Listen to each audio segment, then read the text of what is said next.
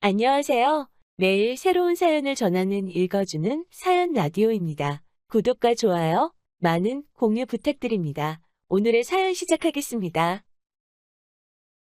안녕하세요. 여동생이라면 껌뻑 죽는 남자와 결혼해서 애까지 빼앗길 뻔했네요. 저는 결혼한 지 3년차 30대 주부예요.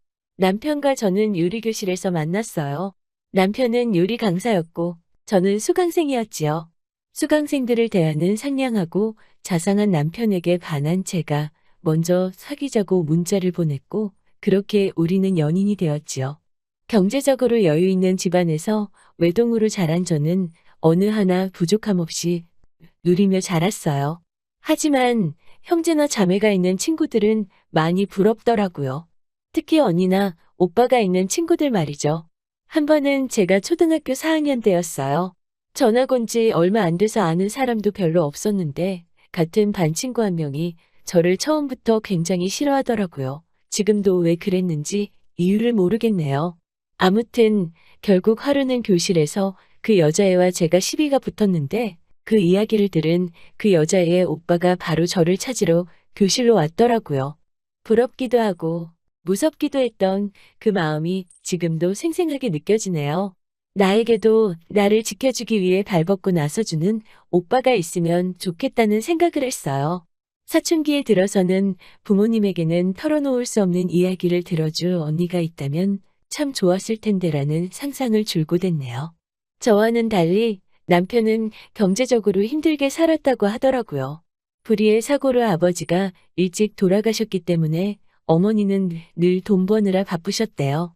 그래서 남편은 10대 시절부터 어떻게든 가족에게 보탬이 되고자 노력하며 살았다고 하더라고요. 지금은 나름 성공한 요리 강사이지만 남편이 요리를 시작하게 된 이유는 남편이 요리를 좋아해서가 아니었죠. 일단은 외식을 하기 어려운 살림살이지만 가족에게 맛있는 음식을 원 없이 해주고 싶다는 꿈이 있었고 먹고 살기 위해서는 기술을 익혀야 한다는 현실적인 이유가 있었기 때문이라고 하더라고요. 남편에게는 6살 차이가 나는 여동생이 있어요. 남편은 여동생에게 참 급지네요. 남편의 아버지가 돌아가셨을 때 여동생은 겨우 4살이었기 때문에 아버지의 사랑을 제대로 받아보질 못했다며 남편은 늘 여동생을 안쓰럽게 여기더라고요. 그런 남편의 모습에서 저는 제가 바라던 오빠의 모습을 봤지요. 그래서 남편과 결혼하면 남편이 저에게도 이런 관심과 사랑을 주리라 믿어 의심치 않았어요. 그리고 늘 혼자라고 생각했던 제 인생에 오빠 같은 남편과 여동생이 동시에 생긴다고 생각하니 기쁜 마음이 컸고요. 사람들은 아가씨와 올케는 영원히 가까워질 수 없는 사이라고 말했지만 저는 우리는 다를 거라는 막연하지만 확신이 있었지요. 지금 생각해보면 제가 얼마나 오만했었는지. 일단 아가씨는 저희를 정말 잘 따르기는 해요. 남편한테는 아빠, 저한테는 엄마라고 부를 정도로요. 자기는 일명 아가씨 집 같은 거 너무 싫다면서 제가 집안일을 하고 있으면 조금씩 거들어 주려고 노력하더라고요. 어디 놀러 갈 때 용돈이 부족하면 애교도 부리고요. 이런 아가씨의 모습에 처음엔 정말이지 조금 큰딸이 생긴 것 같은 기분도 들더라고요. 정말 좋았어요. 그런데 막상 살면서 겪어본 남편과 아가씨의 관계는 제가 생각한 것보다 훨씬 더 가깝고 친밀하더라고요. 하루는 아가씨가 어머님의 반찬을 전해주러 잠깐 집에 왔을 때였어요. 당시 저는 약속이 있어서 잠시 집을 비웠었지요. 아가씨가 온다는 소리에 헐레벌떡 집으로 돌아왔는데 신발장에 아가씨 신발하고 남편 신발은 있는데 둘이 보이지를 않더라고요. 어디 있나 생각하는 찰나 화장실에서 아가씨와 남편의 웃음소리가 나더라고요. 느낌이 쎄해서 화장실 문을 열자 남편은 욕조 안에 앉아서 목욕을 하고 있고 아가씨가 남편의 등을 밀어주고 있더라고요. 제가 화장실 문을 열었는데도 아가씨와 남편은 전혀 당황하는 기색이 없더라고요. 순간 화가 난 제가 화장실에서 나오자 남편이 오히려 저에게 애 무한하게 뭐 하는 거야? 라며 저에게 싫은 소리를 하더라고요. 결국 남편의 성화의 아가씨에게 미안하다고 하고 흐지부지 상황을 넘겼어요. 하루는 집에서 빨래를 정리하고 있는데 아가씨가 근처에 지나가다 언니 생각이 났다면서 왔더라고요. 그런데 빨래줄에 걸려있는 남편 속옷을 보더니 언니가 이거 산 거예요? 오빠는 예민해서 면으로 된 팬티만 입는데라며 핀잔을 주더라고요. 결국 그날 밤 제가 이건 너무 도를 지나치는 것 같다고 남편한테 솔직하게 털어놓자 남편이 제가 그렇게 심각하게 받아들일 줄 몰랐다면서 앞으로는 조심하겠다고 하더라고요. 그 이후로는 한동안 특별한 일 없이 잘 지냈어요. 아가씨랑 저희 부부 사이가 멀어지고 한 것도 아니었고 그저 남편과 아가씨 사이의 유난스러운 일들이 제 눈에 띄지 않았던 거지요. 그런 날들 중 어느 날 아가씨가 소개할 사람이 있다며 저희 집에 데리고 왔어요. 어머님께 인사드리기 전에 저희에게 먼저 보여주고 싶었다면서 말이지요. 작은 카페를 운영 중이라는 아가씨의 남자친구는 누가 봐도 훤칠하고 잘생긴 외모를 가졌더라고요. 아가씨 말이 아가씨가 먼저 반해서 오랫동안 쫓아다녔다고 하는데 그 말이 이해가 가더라고요. 이야기를 나눠보니 생각보다 고지식하다는 느낌은 있었지만 아가씨가 좋다면 된 거지라는 생각에 별말은 안 했어요. 그리고 얼마 뒤 많은 사람들의 축하와 축복 속에서 아가씨는 결혼식을 올렸어요. 정말이지 모든 것이 평화롭고 순탄하게 흘러가는 것만 같았어요. 얼마 전 그 일이 생기기 전까지는 말이지요. 아가씨가 시집가고 얼마 지나지 않았을 때였어요. 남편이 아가씨와 모처럼 둘이서 데이트를 한다고 농담을 던지며 집을 나서더라고요. 제가 남편과 연애할 때부터 아가씨는 걱정이나 고민거리는 오빠인 제 남편과 단둘이 이야기를 하는 편이었기 때문에 저도 그러라 했지요. 그런데 그날 밤 현관을 들어오는 남편의 표정이 영 어둡더라고요. 제가 걱정스러워서 무슨 일이냐고 몇 번을 물었지만 남편은 말하기를 꺼려 하더라고요. 저도 더 이상 캐묻지 않았고요. 그 후로 며칠 뒤 남편이 저에게 아기를 갖자고 하더라고요. 조금 놀랐지요. 그도 그럴 것이 남편은 사실 아기를 좋아하지 않거든요. 그래서 결혼한 지 얼마 되지 않았을 때 제가 아기를 갖자고 할 때는 아직 우리가 아이를 가질 상황이 안 되니 시간이 지난 뒤에 자리 좀 잡으면 갖자라는 말로 완곡하게 거절당하곤 했거든요. 얼떨떨한 상황에서 이튿날이 되자 이제 어머님까지 나서서 갑자기 아기는 언제 가질 예정이냐고 물어보시더라고요. 막연하게 딸까지 시집 가니까 적적하신가 보다 라는 생각이 들더라고요. 그리곤 그날 점심 무렵 어머님이 집에 오셨어요. 반찬 좀 주러 왔다는 어머님 손에는 웬 한약이 들려있더라고요. 남편 주려고 가져오셨나 생각했는데 어머님은 저 주려고 지어오셨다면서 몸이 따뜻해지고 순환이 잘 되는 약이니 오늘부터 잊지 말고 하루에 2포씩 꼭 마시라고 신신당부를 하시더라고요. 그리고 두어 달이 지났을 무렵 아무리 기다려도 생리가 시작되질 않아서 걱정스러운 마음이 들더라고요. 처음에는 회사 생활 때문에 내가 스트레스를 많이 받아서 그런가라는 생각도 들었지만 한편으로는 혹시나 하는 마음이 들어서 남편에게는 알리지 않고 임신 테스트를 해봤지요. 그런데 세상에 2줄이 나오더라고요.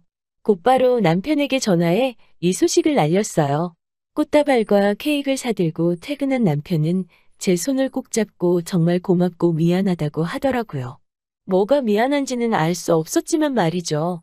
제 임신 소식을 알게 되신 어머님은 저를 몹시도 칭찬하시면서 극진하게 저를 대우해 주셨어요. 몸에 좋다는 음식은 어떻게든 구해다 먹게 하시고 손발이 따뜻해야 한다면서 어머님이 직접 족욕도 준비해 주시고 반찬이며 뭐며 다 제 입맛에 맞게 준비해 주셨어요. 게다가 이런 걸 겹경사라고 하나요? 제가 임신한 무렵 아가씨도 임신 소식을 전해왔어요. 어느덧 시간이 흘러 10달을 조금 덜 채운 어느 날 극심한 산통을 느낀 저는 바로 병원으로 실려갔어요. 그리고 그날 저는 공주님을 출산했지요. 그런데 저희 친정엄마가 나중에 말씀해 주시기를 간호사가 제가 딸을 낳았다고 말하자마자 시댁 부모님은 큰 한숨을 내쉬더랍니다. 게다가 불행하게도 아가씨는 출산 중 아기가 세상을 떠났다고 하더라고요. 뭐라 위로할 길이 없었지요. 예쁜 딸아이를 품에 안았지만 아가씨의 소식에 저는 마음껏 기뻐할 수가 없더라고요. 산후조리가 끝나고 집으로 돌아온 지 며칠 지났을 무렵 아가씨가 잠깐 집에 왔어요. 제가 딸아이 기저귀를 갈고 있는데 아가씨가 물끄러미 제 딸을 쳐다보다가 손가락을 가져다 대며 기왕 나오는 거 그거 하나만 달고 나오지 라고 말하는 거예요. 그 광경을 본 순간 어이가 없고 확 그 손가락을 비틀어버리고 싶더라고요. 하지만 아기를 잃은 여자가 제정신이겠냐 싶은 마음도 들어서 그냥 실언이려니 하고 말았어요. 그런데 출산 후 한 달도 채 지나지 않았을 무렵 어머님께서 제 눈치를 살피시는 듯 하더니 둘째는 언제 가질 거냐고 물어보시는 거예요. 저는 조심스럽게 한 2년 정도 후가 어떨까 생각하고 있다고 했지요. 그러자 순간 어머님 얼굴에 실망한 기색이 역력하더라고요. 하지만 제 계획과 달리 출산 후 8개월이 지났을 무렵 저는 둘째를 가졌어요. 수유 중에는 자연 피임이 될 거라고 생각하고 피임을 따로 하지 않은 게 실수였지요. 저는 걱정이 이만저만이 아니었지만 남편과 어머님은 몹시도 기뻐하시더라고요. 게다가 신기하게도 아가씨도 저와 비슷한 시기에 또다시 임신을 한 거예요. 하루가 멀다 하고 저를 챙기기 위해 찾아오시는 어머님께 저는 괜찮으니 아가씨를 돌보시라고 했지만 왠지 모를 표정으로 너가 잘해야 걔도 편해진다는 알 수 없는 말씀만 하시더라고요. 그리고 그렇게 또 둘째를 낳았어요. 남편이 바라던 아들이더라고요. 첫째 때도 많은 축하를 받았지만 이번에는 유난히 어머님과 남편이 기뻐하더라고요. 그러면서 아가씨도 몇 시간 전에 출산을 했다며 아들이라고 하더라고요. 참 신기했어요. 비슷한 시기에 임신해서 같은 날 출산이라니 이런 우연이 어디에 있고 이번에야말로 정말이지 격경사였지요. 덕분에 첫째 때보다 더 마음 편하게 출산의 기쁨을 누릴 수 있었어요. 제 이야기가 여기서 끝이었다면 얼마나 좋았을까요? 저는 남편과 어머님께 이 제안을 받고서 충격에 쓰러질 뻔했지요. 산후조리원에서 3주간의 시간을 보내고 돌아왔어요. 아이를 낳는 동안 딸아이는 친정에서 돌봐주고 계셨지요. 저녁 식사를 마치고 거실에 모여 앉았는데 갑자기 남편과 어머님은 저에게 할 말이 있다며 꼭 들어줬으면 좋겠다고 이야기를 시작하더라고요. 저는 무슨 이야기인데 그러시냐고 말씀해 보시라고 하였지요. 남편은 저에게 머뭇거리면서도 용건만 얘기하겠다 하더라고요. 상상조차 할 수 없었던 충격적인 남편의 부탁은 바로 제 아들을 아가씨에게 주자는 거예요. 어머님, 그게 무슨 소리세요? 누구를 누구한테 줘요? 아니, 애가 물건도 아니고 뭘 주고 말고를 해요? 그리고 아가씨도 아들 낳았다고 하셨잖아요. 라고 하자 너가 낳았으니까 너가 주면 걔 아들 아니겠니? 마음으로 낳은 자식도 자식이라잖니. 라며 말도 안 되는 말씀을 하시더라고요. 제가 도대체 무슨 이야기인지 못 알아듣겠다 하자 남편이 신우가 이제껏 제가 임신할 때마다 임신한 척하며 시간을 번 거라며 신우는 애를 못 낳는다고. 그런데 신우의 시댁은 손이 귀한 집안이라 대를 이을 아들을 원한다는 거예요. 그렇다고 내 애를 어떻게 줘? 말도 안 되는 소리 하지 마. 라고 하자 남한테 주는 것도 아니고 가족한테 주는 건데 가족끼리 어려울 때 돕고 살아야 하지 않겠냐고 하는 거예요. 저는 무슨 소린지 모르겠다며 절대로 못 준다고 다시는 그런 말 하지 말라고 소리를 질렀어요. 그러자 남편이 그럼 내 동생 그 집에서 쫓겨난다고 어린아이처럼 엉엉 울면서 바닥을 구르는데 그 꼴을 봐줄 수가 없더라고요. 내가 결혼한 사람이 이런 사람이었나? 그렇게 내가 부러워하던 우애라는 게 결국 이런 거였나? 라는 별별 생각이 다 들더라고요. 저는 아니 그러면 차라리 돈 주고 대리모를 쓰지 굳이 왜 내 애를 탐내냐고 물었지요. 그러자 남편 말이 여동생이 피 한 방울 안 섞인 남은 싫고 그래도 오빠의 자식이면 자기랑도 피가 섞였으니까 받아들이기 쉬울 것 같다고 하더라는 거예요. 남편은 그 와중에 뚫린 입이라고 저에 대한 사랑은 진심이라며 한 번만 자기 동생을 도와달라고 말하더군요. 그 말을 정말로 믿고 싶었어요. 하지만 저에 대한 남편의 사랑이 진심일지라도 동생에 대한 사랑보다는 못하다는 걸 뼈저리게 느낀 저로서는 더 이상 그런 개소리를 듣고 있을 이유가 없었지요. 첫째는 제가 산후조리하는 동안 친정에서 봐주고 있었기 때문에 저는 도망치듯 둘째 아들만 안고서는 혹시 쫓아올까봐 떨리는 마음을 애써 감추고 뒤도 안 돌아보고 친정으로 왔지요. 3일째 되던 날 어머님께서 연락을 해오셨지요. 이렇다 저렇다 말씀을 오래 하셨지만 결론은 아기를 달라는 사정이었어요. 저는 도저히 안 되겠구나 싶어서 이혼 서류를 작성해 남편에게 보냈지요. 아버지로서의 책임을 유기한 죄를 묻겠다고 했어요. 변호사 말로는 위자료랑 양육비랑 양육권 다 받을 수 있을 거라고 하더라고요. 소송은 시작했지만 그럼에도 불구하고 계속해서 왠지 억울한 생각이 들더라고요. 하지만 제가 할 수 있는 게 많이 없었어요.